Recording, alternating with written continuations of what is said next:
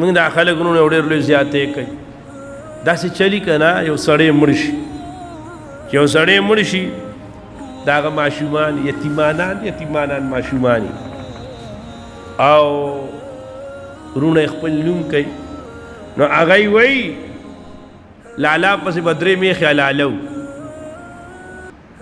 څه به کوو او دا خو د لالا پیسې دي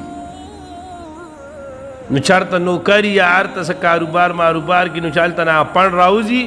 نو دې دی ورپسې هغه یې څو کي میخې ورپسې حلالې کي د داسې خیرات خوړل حرام دي ګوره ښه د داسې خیرات خوړل حرام دي دا د یتیم مال دی دا د نابالغه مال دی دی ورته ښې ښکلې په ځان باندې غوړ لاس راکاږي ادا تو جنت دواګانې ورته وکړي اس په ارامو دواګانې کې چې ته په ډېر مینې خپل پیسو کې ورپسې حلاله کا د یتیم پیسې ولې ردا کې علا کل حال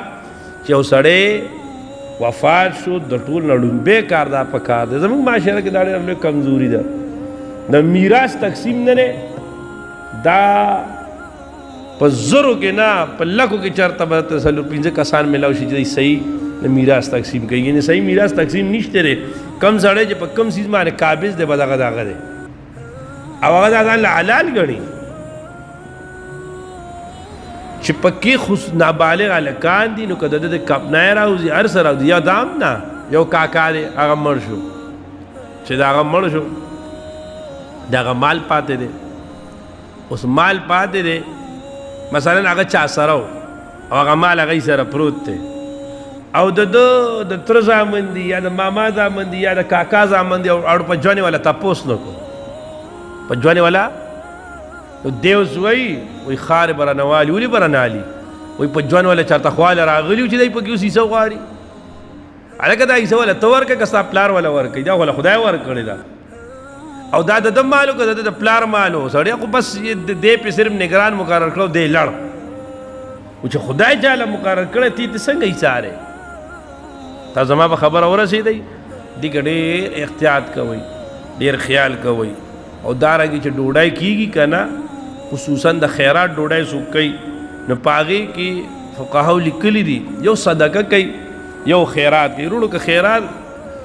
مثلا نفس رواج کوي نفس ومک کوي